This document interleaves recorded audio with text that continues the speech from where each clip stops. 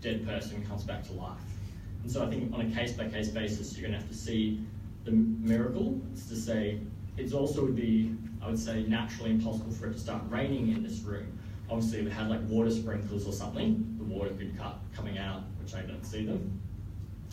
But if it did start raining here, you know, while that's not naturally impossible, we're saying under these circumstances, it is. So it is a miracle. But at the same time, if it just randomly happened, we would have no reason to infer it's a miracle. It would just be an anomaly, which would be really strange, and we wouldn't know what to think of it. But if on, you know, the prayer of some holy person here, it started to rain, we'd be like, hey, maybe there's something to this sort of thing.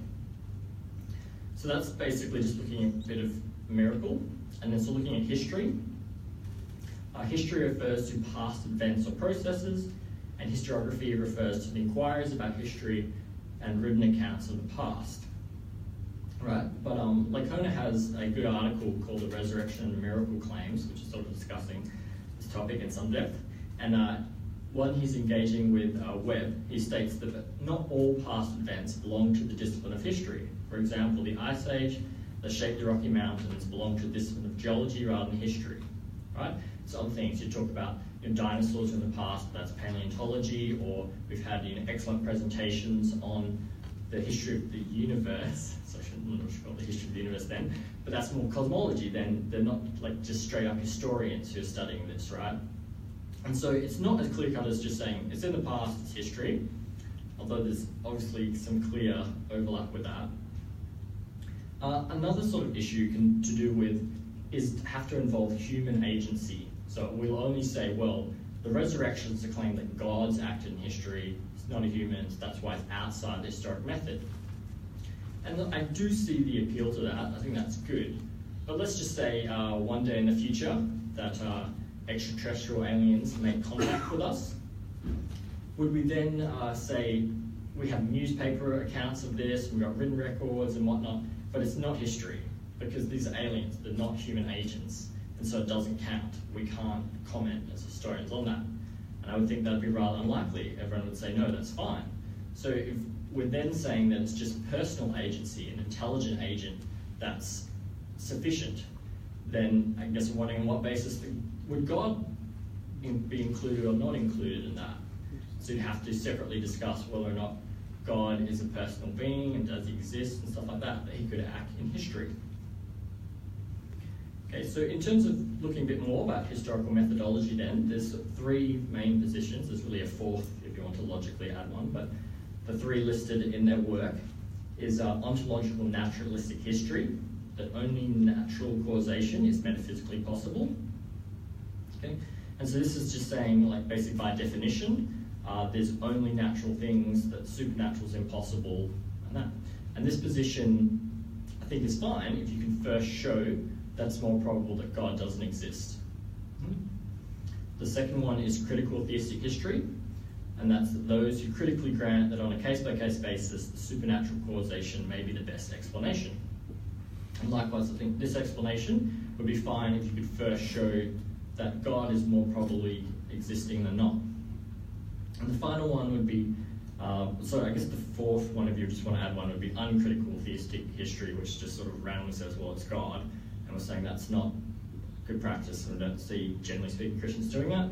So the third one listed here is methodologic naturalistic history. For the purpose of studying history, and naturalistic causes are only permitted.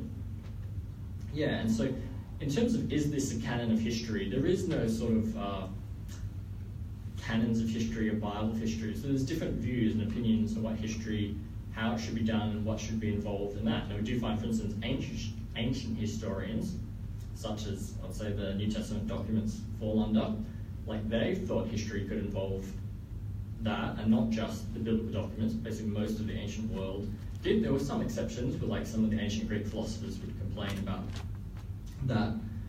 But yes, so we could say, why don't we just adopt this as this principle? And the general idea is that this is the common ground, that theists and non-theists can sort of agree that there is a naturalistic world and we should proceed on that. And I think this is generally what is done, and I'm very sympathetic to this, but it seems to me at the end of the day that this doesn't appreciate all the different views out there, which is to say,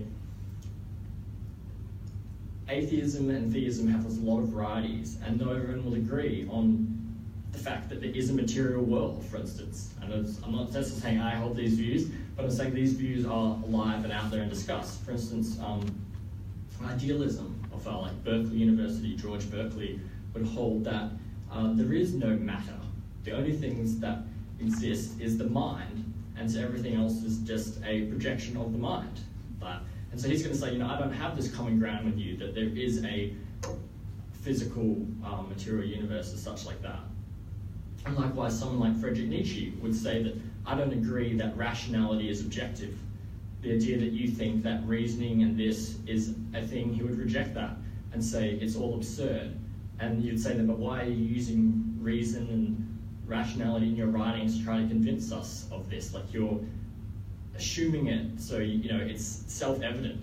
And I think he would say, no, I'm just showing you that even using reason, it comes to absurd conclusions, and that's why you should just reject it out of hand and realize that nihilism is true, that everything's just absurd, and you shouldn't expect.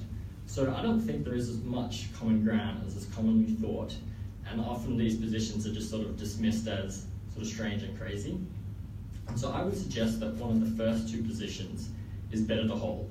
That means historians first are going to have to do philosophy of religion and say, I think that there's either good reason to think God doesn't exist, hence adopting ontological naturalistic history, or this Christian historian will have to say, I think there's good reason to think that God exists, and this is why I think miracles are possible.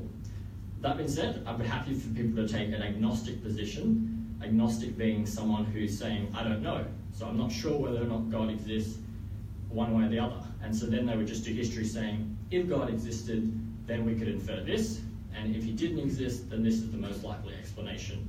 I also think that's a good way of going, just sort of laying out both options with saying, I don't know which one's actually correct. Perhaps it's like a distant discipline of mind. Yep. And if we look at the resurrection claim in a bit more detail, we just want to ask, so what are Christians claiming both now and then? And so here we can break it up into 4 propositions. Is 1, that the earliest Christians believed that Jesus rose bodily from the dead. And 2, the earliest Christians believed that Jesus was raised bodily from the dead by God. And it's basically, it's not like everyone agrees on almost anything, but almost everyone agrees on those first 2 and that they're historical claims. That the earliest Christians believed that Jesus was raised bodily and it was by God. The next 2 is where it gets controversial.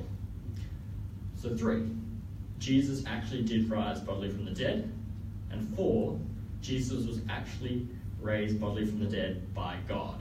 So the question is that an historical claim or not? And you do have fine people, someone like N.T. Wright would argue that 3 is, someone like John Dominic Crossan would say, no, it's not. And by and large, I think most people will say, not all, so I think Michael O'Connor would say 4 is historical as well. But by and large, a lot of people say, no, 4 is a theological claim, not a historical claim. And so we do want to look at that a little bit more, and it's to say, so was Jesus actually raised bodily from the dead? And this is basically just asking, if someone was there on Sunday morning, if you were with Mary Magdalene standing by the tomb, or let's say you were there 2 hours earlier and you got into the tomb and you had a torchlight looking there in the body. The question is, would you have seen something? Was it this ethereal, spiritual thing, or was he actually bodily raised? And so the Christian claim is yes. And so if you were saying that on Sunday morning you saw the physical body of Jesus come up, is that a supernatural event? As such, you say the seeing of it is just a natural thing, so we can see each other naturally. So if you were to see Jesus, we're saying it would be a natural thing as well. Obviously though, how it can be the case that someone who is dead and then someone coming back to life involves supernatural, well, potentially a supernatural element. And so that's much more debatable as such. Yeah. And sorry, and sort of in conclusion for time, I was trying to keep it about 15 minutes, I think, so we have questions, is I think it is going to depend on how you think history should be defined, and there's no clear cut for this. But I do agree with Willis, who's in his writing here, is responding to John Meyer's papal conclave, which, as you're not familiar, was if a Jew, an atheist, and a Christian got together in a bar sort of thing and had to figure out what they believe about that. And he's since added if you add like a Muslim or a Buddhist as well. But anyway, he writes here, rather than being forced to create a document that states the least common denominator on Jesus, the participants would be forced to listen to each other and learn from each other in the context of community, rather than check their convictions at the door and pursue consensus. They would participate in full awareness of themselves and the others and pursue understanding. Rather than debate in order to win, they would discuss in order to understand, acknowledge the truth about Jesus. And I guess I'm saying use this as my conclusion to say that perhaps it may not matter so much whether we say this violates scientific historical methodology or not. We're just saying, is it true or not that Jesus did rise from the dead or not? So hopefully that's some useful thoughts on the matter. Any questions or comments?